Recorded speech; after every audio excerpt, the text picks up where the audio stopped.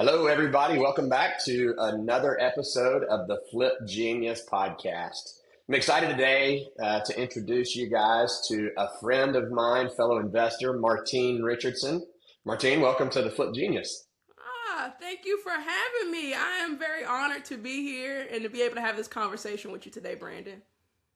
Yeah, we're excited as well. So Martine has a unique approach to real estate that I love. You know, somebody's asked me in the past, if you could go back from your starting days, what would you change about your real estate career?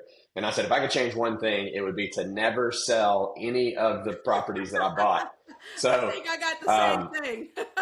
yeah, yeah. So, what we're going to be talking about today and what Martine specializes in is teaching people how to buy and hold real estate. That's where you really build long-term wealth, is by holding and not selling.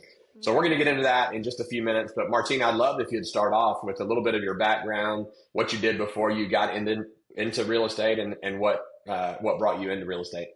Okay, well, my background is finance. So I used to work as a financial analyst at a private equity firm, which it Okay. sounds great. Like, wow, you had a wonderful career. I hated it. I hated it.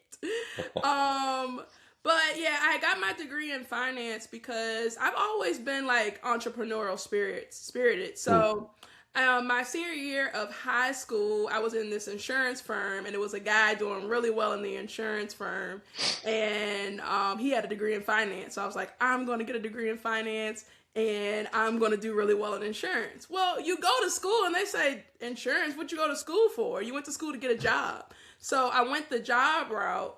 Ended up getting fired. I actually worked at Fannie Mae, ironically mm, enough. I didn't even think I would be in real estate, but I worked at Fannie Mae, got fired. And I remember like when I was working there at the time, that was the most money I had ever made. mm. So, I was living in a really nice apartment. I had a nice car. And I remember when I got fired, I was like, oh my God, I'm gonna pay for this car. I'm not gonna have any money anymore. But I took that as an opportunity to get back into insurance. So Mm. I did the insurance thing for a little bit, but I just really did not enjoy it at all. I wanted to find something that could really really spark my interest with my entrepreneurial spirit. And my dad told me I should get into real estate. And I mean, I knew he meant investor because I know he wasn't pitching to me to be an agent because I'm not interested. So I had read about it. People gave me a book about it was a Sean Terry book, How to Quit Your Job in Mm. 19 Weeks, by Sean Terry, and he talked about Yeah. wholesaling. And I had read it, but I didn't do anything with it. I was doing okay. I was getting by, but my car, like I still wasn't making enough to pay for what my old lifestyle was. So my Mm. car ended up getting repossessed. Oh, And wow. when my car got repossessed, the next day I started taking real estate seriously. Wow. So that was the motivating factor, was the car getting repossessed. Yeah, like I was going through a lot of pain. Like I'm from Richmond and all my family Hmm. lived in Richmond, but when I left college, I moved to the Maryland area because that's where they were hiring everyone. So I'm like the DC Maryland area. So I lived up there, but then like I just couldn't afford to live up there anymore when I got fired. So I moved back home. I had to stay with my aunt. I was to be a college graduate, I felt like I was a failure because I wasn't Yeah. like really like making a lot of money. And I'm like, what I go to college for? And then like my Mm. car got repossessed. Like I was at rock bottom. I was like, I gotta make something happen. I can't be a bum. Like that's not Yeah. gonna work for me. So did you have to adjust your lifestyle back down to what it was before you had a high paying job? Make some changes personally? Um, I don't know. I feel like it was different because before I had a high paying job, I I worked. I just didn't, make a lot of money doing it. Hmm. But like I felt like I was in a place where I was too good to work any of those jobs anymore. Mm. Like I got my degree now. I'm not working at where I used to work. So I mean, Yeah. in a sense, it was actually kind of worse than Really? when I was there before, because Yeah. I just wasn't making the money that I wanted to make at the time. Yeah. So you had read Sean Terry's book Hmm. and talking about wholesaling, and then got your car repossessed. So what did you do? You said the next day after you got your car repossessed, you're like, okay, I'm doing real estate. So how did you jump in? Did you just take the information from that book and get started, or what did you do to Yeah. kind of start your real estate business? I did. So, like in that book, he talked about getting a mentor, and I'm like, well, I Hmm. don't have any money. Maybe I can like offer somebody some value in a different way. So I ended up going to an auction for a property, and it was at the property, and like I'm building up the courage to talk to somebody there because I'm like, what do I have to offer? Like I don't have any money. I have no experience. Why would anybody even want to help me? So I'm building up the courage to ask someone, hey, do you mind, mentoring me? I'm really interested in this. Can you show me how to do it? So I spoke to one guy, like I finally mustered up the courage to talk to him. And he told me, no, I don't do that. People waste my time. But I have a deal. Maybe you want to look at it. He was trying to wholesale me a deal. So he was like, come to my office and you can come check out the deal. So I ended up coming to his office and I'm like, look, I don't care about that deal. I need someone to help me. You look like you know what you're doing. I need some help.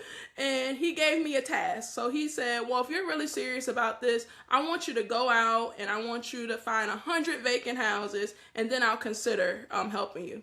So the next day I called him back and I said, I got the 100 houses. What's next? So he saw I was serious, right? And the reason Wow. I was moving so fast, because I thought if I could just get my car back, I would be in a better spot. I had to borrow my best friend's mom's car for the weekend because I didn't have Wow. any wheels. So I'm like, Yeah. I need to make something happen quick. Yeah. So it just really sprung me into action. And I mean, I guess it's unfortunate and fortunate that I had to go through so much pain because it really launched a different life for me. Yeah, absolutely. So a quick question on that. How did you find 100 vacant houses overnight? I drove in all the Really? neighborhoods where they had abandoned houses. I mean, I had my best friend's mom's car, so I was like, I'm on the road this whole weekend. Yeah. I have a car, Yeah. so no, I just kept driving. I drove for dollars. That's great. One of the things that you talk about there that I love, and I know you face this as well as I do in our careers, is so many people who want to do something or think about doing something or talk about doing something. I want to get into real estate. I'm thinking about real estate, and they'll read and they'll research and they'll watch YouTube University and they'll do all kinds of work and research and studying, but they never take action. And we always tell people you have to take imperfect action. When you were motivated by your car being repossessed, the next day you were motivated. And not only did you read and get some information, more importantly, you went to the auction, you started talking to people. You had no idea what you were doing, right? You're a newbie, but you were taking action and you learned as you went, as you met this guy, as you found those vacant houses, you were learning on the job. So I love the fact that you actually did something with the knowledge. You took the information and put it into practice. Right, right. I mean, to be honest, information is useless if you're not going to do anything with it. When in this business, and I guess in any business really, you need to take action because that's when you really learn. You learn in the field. You learn how Yeah. to, mess up, how to not do it right. You learn how to do it right, but you're not going to learn that unless you actually do the work. Yeah. I love that. I tell people, they're like, well, how do I talk to a seller? How do I learn how to talk to a seller? Well, I can give you some information, but you go talk to a seller. And guess what? You're going to screw up some things. That's Hmm. okay. Go talk to another one. Go talk to another one. It's like Yeah. it's like learning how to ride a bike. I can tell you how to ride a bike. You can read all the books you want to on how to ride a bike, but until you get on the bike and start riding it, you're not going to learn how to do it. Right. People think that failure is like, oh my God, like I'm a failure at life if I mess up. But just think about it. How do we learn? Like if a baby is learning how to walk, right, and they keep falling down, you don't say, oh, it's not meant for you, guy. You're not going to be able to walk. You're going to Right. say, come on, baby, you're almost there. You can do it. You can do it. Because that's how we learn. We learn by failing. It's only really considered failing if you stop. You're Yeah. learning how to not do it, how to do it better, how to get really good at it, how to fine tune it. So Yeah. I think if we could just like reframe our minds to say it's okay if you mess up. It's all right if you mess up. Just go out and do the work. If you continue to do the work, you're going to be successful. Yeah. I love that. All right, so you found 100 vacant houses. You went back to this guy and said, okay, I found the 100 vacant houses. So what was the next step? Did you get a property under contract? Did he end up mentoring you? So he ended up Where'd you go from mentoring there? me. He ended up Okay. mentoring me. He saw I was serious. So, Yeah. he got me to do all the stuff he didn't want to do. Oh, get on the phone and look the people up and call them and do all like no real direction. Just go do this. And when Yeah. somebody says yes, let me know. So we were doing that for a couple of months and nothing was happening. Every time I would Mm, get somebody to say yes, he would always say, that's not a deal. That's not a deal. That's not a deal. And at the mm, time, I wasn't working at all. So I was like, look, some needs to be a deal because I need some money. Like yeah. some gotta work or I'm about to go get a job. So I ended up getting the job. Yeah. I ended up getting the job and then I was just like doing real estate on the side with it. But Okay. I just kept going. Like I didn't stop. I kept listening to podcasts like yours. I kept going into like meetups and I'm Mm, seeing or hearing people do it. And in my mind, I'm thinking, it's no way all of these people are lying. Like, it's just no way everybody's lying right. about doing deals. So Yeah. I was like, I just have to keep doing this until it starts working for me. Yeah. I think a lot of times too, people's fear keeps them from doing anything. The fear of screwing up. We talked about the fear of failure. Mm, Maybe I don't have enough information. And you mentioned this before. I think many times people's fear of screwing up is greater than the hope of success. And mm, so rather than focusing on, wow, if I keep working at this and learning how to do it, eventually, I'll be successful. They're so fearful that they don't actually do anything. And what you did was the opposite. You were fearful, a little bit fearful just because you didn't have the information. But mm. instead of letting that fear hold you down and not ever doing anything, you put it into practice. You went and did the work. You went and worked for this guy for a few months. And look, if it wasn't working, you got to get a job part time or full time job to pay the bills. You do what you have to do, but you Right. kept doing that real estate on the side and kept learning while you were making enough money to pay your bills. I love that. Yeah, so just to, I guess, talk about that just a little bit more. Remember, I said I felt like I was too good to work at certain places at one point, right? When I Yeah. got to that point, I was no longer too good. I was working wherever they were hiring. I remember, like, my best friend at the time, she had just gotten her master's degree and she was having a hard time finding a job. And I was like, look, we're a little down bad. Like, we need to go make some money. So, like, we kept hearing those Amazon commercials come on. We're like, we need to go Yeah. work at the warehouse. We need to make some Yeah. money. And then, like, I went for it. I did it. She was too good to work there. She didn't go. But I needed to do something to make some money because the real estate thing was moving too slow. Yeah. Yeah, that's a great point there. You gotta sometimes if real estate takes a little downturn or if it's taking a little slower, you don't have to quit your 9 to 5 tomorrow and jump in full time. Keep your 9 to 5, learn on the side, build up your knowledge and your experience and your real estate portfolio on the side until you're at a point where you can jump from the 9 to 5 to that full time. And it sounds like that's what you did. So Right. you're working at the Amazon warehouse, doing real estate on the side. What were you wholesaling? Were you flipping? What were you doing at that I time? was wholesaling because that's all I knew how to Okay. do. That book talked about wholesaling, and Mm, then so I was like, well, I don't have any money. It says you don't need money for this. All you have to have is grit and hustle. And I was like, I got that. yeah. So I'm just gonna wholesale. And to be honest, the way that I got into rental properties was totally by accident. I would always go talk to sellers, right, to see if they wanted a cash offer or would they take payments. And almost everybody said I'd take cash offer, right? And then I Hmm. got one person and he was like, "Oh, I'll take the payments." And in my head I'm thinking, "You'll take the payments? Nobody takes the payments." I don't even know how to structure a deal when somebody takes the payments. But I kept my cool. I said, I was in the house and I was like, well, I'm gonna see how I want to structure the deal, and then I'll like get back to you, right? Because I'm like, I gotta figure out how to do this. So I went to a meetup, and I'm like, they did their topic or whatever. We get to the end. I'm like, hey, I got a question. I went to somebody's house. They said they'll take the payments. Can you show me how to structure that? And then they showed me. I went back to the seller. I negotiated a little bit, but then we came to an agreement, and I put a tenant in that property that was paying like all of my expenses.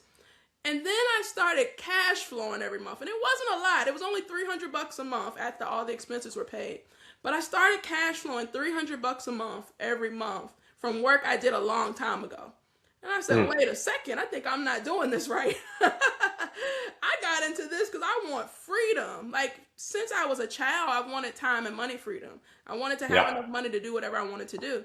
And I was like, this is giving me freedom. How do I get more of these? So that's what kind of led me to learning how to, keep the properties. And eventually, what I tend to do is I use private money. I close on the properties, and I don't have to use any of my own money to keep the rental properties. Yeah, that's great. You actually mentioned this twice, so I want to highlight something that you said. You mentioned when you were learning on the side, had a full-time job and kind of learning real estate on the side, you would go to meetups and you would go to in-person events. And then you just mentioned again, after you talked to a seller who was willing to accept the terms, you didn't have to know everything there was about seller financing before you went and saw a house, before you talked to a seller. You said, okay, let me get back to you on how to structure it. You went to an in-person event and talk to people. And I think that's something that we often overlook. I just actually hosted an in-person event yesterday. Oh, wow. Where nothing to sell, no pitch, just come and hang out and network. And, there's real estate meetups in every city in the country every month. And if you look on Meetup or on Facebook, you can find those. But it's so important to go to these in-person events because you meet people who will help you. That's how you met the guy that mentored you, was being not at a meetup, but at an in-person auction. But going to those groups where other like-minded people, there's other people who are learning real estate, and there's people there who are experts in real estate who've been doing it for 20 years. And so being there in person and talking to people face to face and building relationships is a huge part of this business that I think a lot of people overlook. Yeah, I'd say my life completely changed when I was consistent with going to in-person events and listening to podcasts. Those two things changed the trajectory of my business and my life. Yeah, that's great. I love that. It's so important. So that first deal, you talked to the seller, you finally figured out how to structure it, you made him an offer. Okay, I'll give you whatever, $1,000 a month. Do you have to put some money down up front, or he just took pay? I originally didn't want to put any money down, right? So like I didn't mention Yeah. it, right? So I'm just like, oh, I could do a payment of this amount. Like I think the payment was $400. This amount and a guaranteed payment because he used to be a landlord and he kept getting crummy tenants because he didn't know how to vet people properly. So him hearing guaranteed payment and he didn't have to hear any maintenance calls, no toilets, none of that stuff. That was very, very attractive to him. So I think I mentioned to him that I would do $400 a month and we did a lease option. So I had the option to purchase the house at some time in the future for $35,000, which is like unheard of now in Richmond. But yeah, so he was like, well, what about a deposit? And I was like, oh, well, since you mentioned it. So we ended up, I put $500 down. But what I did was I got someone that was a tenant that wanted the option to buy. So what they did is they gave me $5,000 down. They pay $700 a month, and then they could buy the house from me for $60,000. Wow, And I love that. that. That's crazy, right? Yeah, that is crazy. But that's a perfect scenario too. I mean, obviously those don't happen every day, but that's a great scenario. You were able to get an agreement with him, $500 down and $400 a month with an option to buy for $36,000 in the future, and you were able to find a tenant who gave you $5,000 up front, of which you were able to give him the $500 and keep $4,500. Right. Then you rent it to them for $700 a month, cash flowing $300 a month. So you got $4,500 up front, $300 a month, the option to sell it to them for $65,000 in the future. So I had it for $35,000, 60. and they could sell it, buy it for $60,000. Okay, so $25,000 on the back end. So potentially making money, definitely making money up front, definitely making money on the monthly payment, potentially making another $25,000 on the back end. And if those people don't pay rent or they decide not to buy, you go find another tenant to do the exact same thing, put something down up front, make the monthly payments. So I love that model. And so that's what kind of got you started in the buy and hold world. That got me started in the buy and hold world. And then as I continue to go to in-person events, if there's a theme to this podcast, but as I continue to go to in-person events, I realized that because I knew how to find really good deals, I could structure the deals where someone else would loan me the money. I would give them a really good return on their money. I get to keep the property, right? I don't have to worry about lease optioning and none of that. I could buy it, keep the property, fix it up to the value that it needs to be at, put a tenant in there, and then refinance to keep the property long term and give them their money back. And I could just continue to let the asset do the work for me. So like I started with lease options, but if I'm honest, Mm-hmm. lease option is really not my favorite way to Mm-hmm. make rental income. My favorite way is to have a true rental where I own it or my LLC owns it and someone is paying rent. And the reason I like that is because I've done the work that's going to pay me forever. Yeah. If someone has an option, there is a chance that they may exercise this option. And now I have to find another little asset to do that work for me. I don't want to do that. I want it to be Yeah. easy. And the Yeah. way I make it easy is I keep them. Yeah.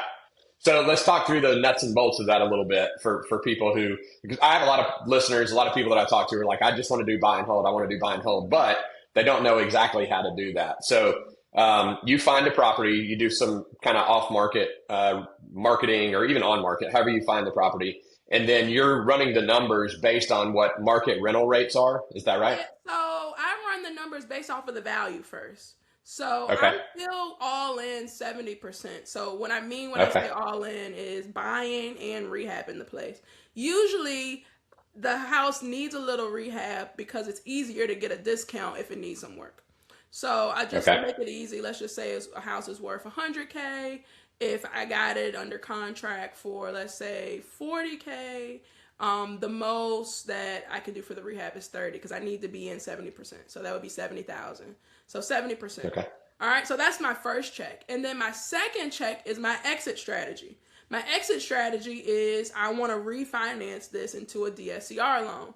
A DSCR loan is a debt service coverage ratio loan. What they look at is your credit score and they look at the asset itself. That's it. Okay. They may look for reserves, maybe. I don't know. I think they may do that like when you're first starting, but at this point they Yeah. don't care about that for me. Yeah. So they want to make sure that the tenant is covering, like the income coming from that property can cover all the expenses. Usually they want that rent to be 20% more than what the payment is going to be, plus taxes and insurance. And as long as you have both of those sides covered, you do your first equation for value, then you do your second equation for your exit strategy. Usually you can get into a deal and you don't have to use any of your own money to buy the deal. Yeah. That's awesome. So you mentioned DSCR, debt service coverage ratio, and Mm-hmm. you explained it too. So basically what that is, like you said, is you have the income from the tenant, and Mm-hmm. then whoever's going to give you the DSCR loan, they want to see that you have enough income from that tenant to cover the payment and the insurance and property taxes, Right. and only up to 80%. Is that what you said? They want you to have at least 20% margin in there. Yes, they want the rent to be 20% more than the expense. 20% more. Okay. So you said you use private lenders. So how does that work on the front end? We do it in our business as well, but just for the listeners so they understand.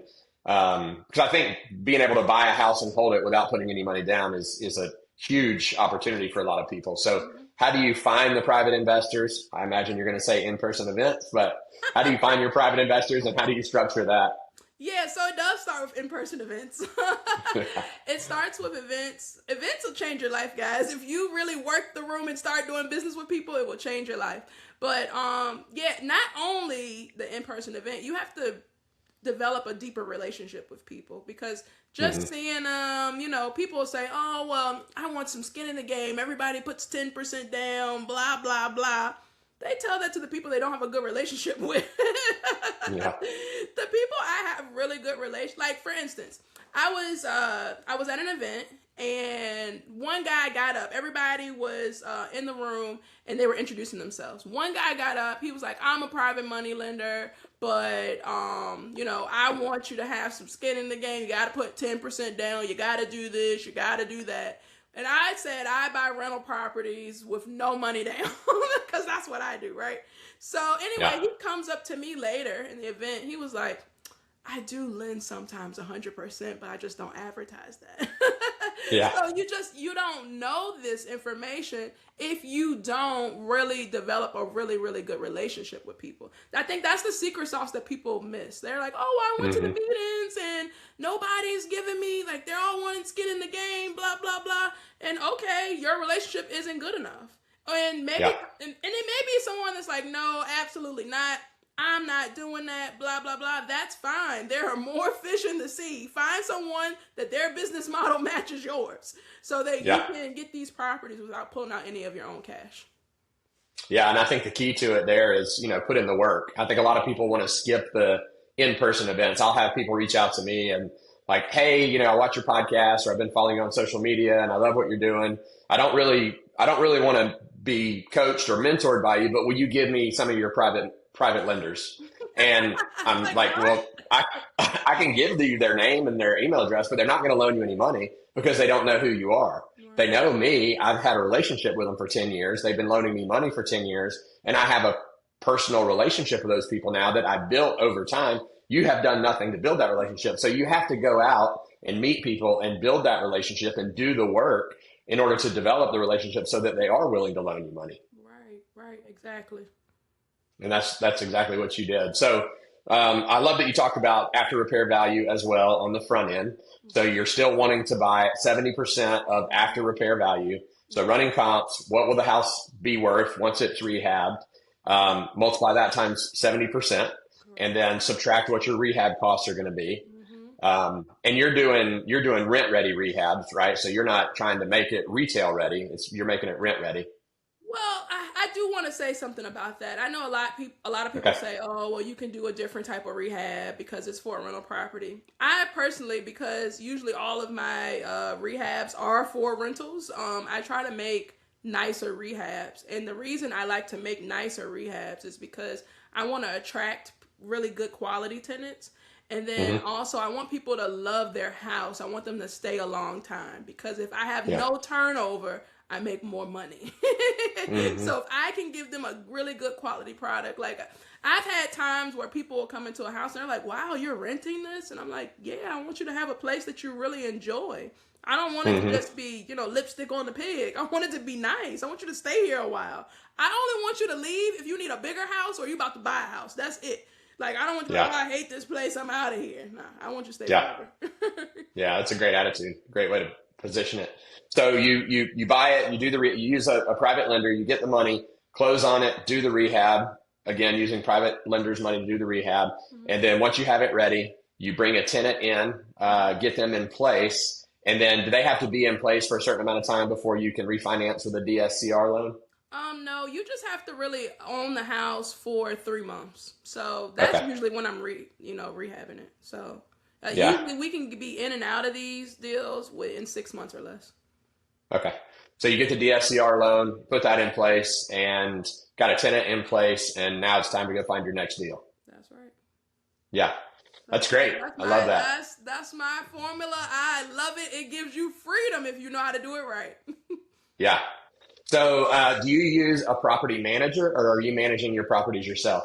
So I manage myself, and the Okay. reason I manage myself is because I think we do such a great job finding Hmm. people that I don't really get bothered that often.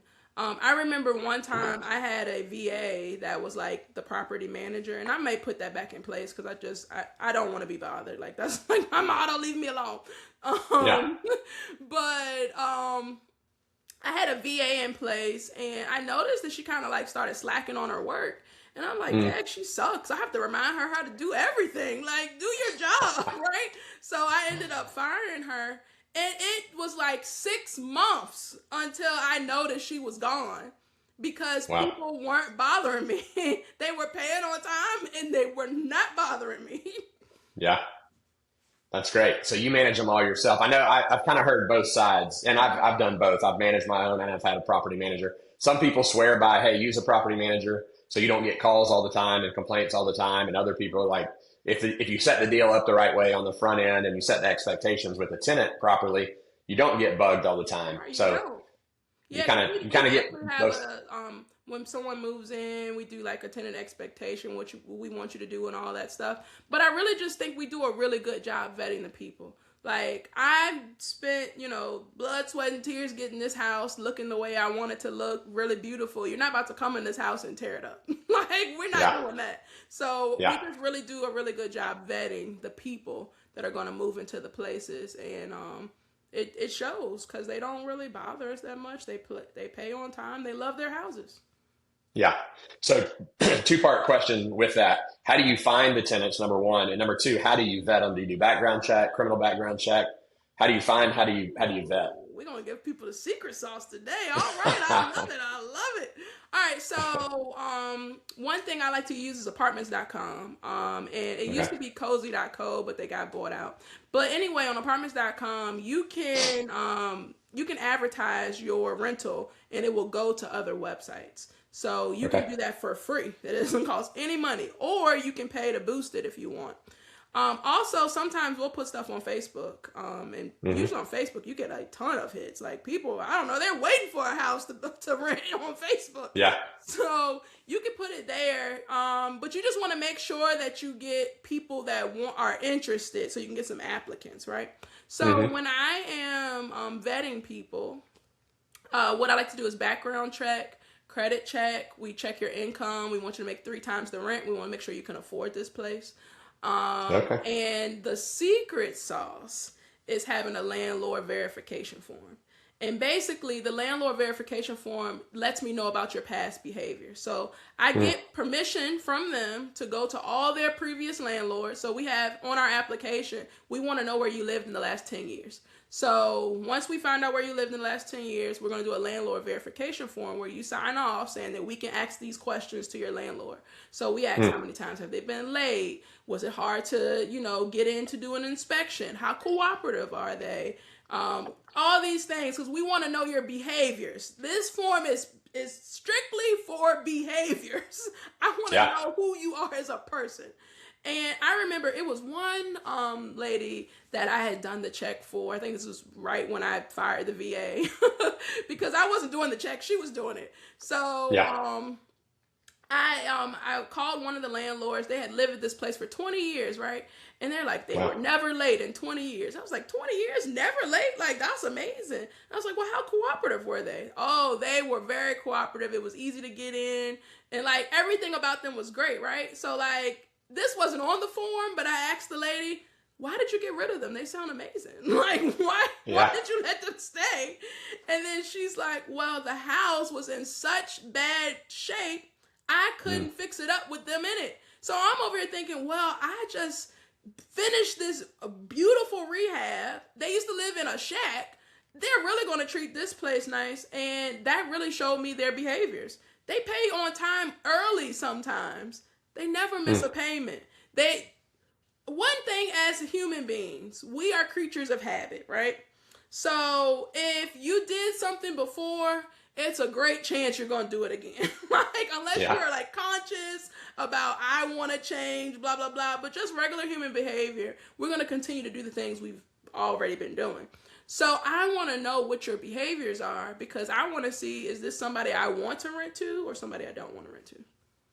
I love that. You're giving away the secrets there with the landlord verification form. I've never done that before, but I think that is a huge piece of, I've done the other things, background check, credit check, criminal history check. And I think having that landlord verification form is probably one of the most important things because, like you said, knowing what their behavior has been in the past, you don't want to bring somebody in who's a professional tenant, right? Like we have them here. We have people that we've had to deal with in the past, which they'll move in and pay the first month's rent or the second month's rent, and then they quit paying. Well, they get to stay there for 2 months, 3 months, 4 months while we're trying to evict them and go through the court process and not taking care of the house. Now we finally get them out and we've lost that money where they didn't pay. And a lot of times they didn't take care of the house. So we have to go back in and fix it again. And people will do that again and again and again just to get 3-4 months rent free at a time. Right. So doing that landlord verification form will tell you what their history has been, what their behavior has been, and you can disqualify them right off the bat. Right, because you get a credit check, right? And they may not have an eviction on their credit. But then you can do the landlord verification form. They were late on rent 26 times. Yeah. I don't think this place is for you. Yeah. That's awesome. Well, it's thank you been for really sharing that. fun. Yeah, that's what I love about doing these podcasts, and especially people like you who are honest and authentic. And at the end of the day, we're trying to help other people learn from what we've done, from our mistakes, and also our experience and knowledge. And so, I love that you're willing to share, some of the secrets that you've learned along the way that can help other people be successful as well. Well, just to be like, I'm gonna just keep it 100 with you, Brandon. That's how I learned. I got my first 5 deals from listening to podcasts. Yeah. Like just listening, because at the moment I couldn't afford a coach. Like I didn't have any money. I was trying to make something happen out of nothing. And listening to podcasts and going to in-person meetings literally changed my life. Yeah, I love that. So, Martine, if people want to get in touch with you, if people want to talk to you, if they want to follow you, if they want to, do what you're doing, learn how to buy and hold rentals with no money down, how do they get in touch with you? So the absolute best way is to go to my free Facebook group. It's called The Freedom Inc. And that's INC. If you have trouble finding that, you could just go to my website, which is martinerichardson.com, and it says join my free group, so you can join there as well. But I share a lot of valuable tips to help people get started. And one thing that I recently started is the 5-day Fund Your First Deal Challenge. And it's only, I'm only giving access to people in the group for that. But basically, I help you get off the sidelines. If you've been really wanting to buy rental properties, if you've been really wanting to build wealth, legacy, passive income, save some money on your taxes, and you want to buy your first rental property, I want to highly encourage you to join that group, because you can have an opportunity to join that challenge and get off the sidelines and get back in the game. That's awesome. So the challenge, they go to your Facebook group, they can join your 5-day challenge. And what is that? Is that 5 days of that you're working with them? How does that work? So it was me doing one-on-one at first, but that was very time consuming. So I created an online course for it. And right now for the people in the group, I'm giving it away for free. So it's a 5-day challenge. If you finish in 5 days, you get a reward. Like it's a reward video of something that I'm not going to tell you what it is, but you get a reward of something that you would really want. And then we have assignments, and I just help you get off the sideline, especially like if this is something you really, really, really wanted to do. And it's only available at this moment in my group. Yeah. I love that. So anybody that's listening to this, if you've been saying you wanted to get into real estate, especially learn how to buy and hold, you can go to Martine's Facebook page. It's a free group, open to anybody to join. And inside there, you can join this free 5-day challenge. We're giving it away for free right now. So basically 5 days of coaching from Martine about doing exactly what she's been sharing with us today, how to find the property, use private money to buy it, rehab it, put a tenant in place, and refinance out of it. So you have no excuse. All the information you need is right there on her Facebook page. Make sure you go join and join that 5-day challenge. Get off the couch and do the work. Right, Martine? Put the work in. I'm a huge sports fanatic. I love football and basketball. Let's get off the bench and let's get in the game. Yes, I love it. Amen. I'm a JV basketball coach, and we have a game this afternoon. So getting ready for a big game. So I love it. I love it. Well, thank you so much for having me on, Brandon. I hope I was able to add some value to your audience. You guys join that free group. I'm in there all the time. So I'm happy to meet new people and help people get to where they want to go. Yeah, I love it. Thank you so much, Martine. I appreciate having you on, and it was great information. I know a lot of people get a lot of value out of it. All right. So thank you. Appreciate it. All right, we'll talk to you soon. Thanks, Martine.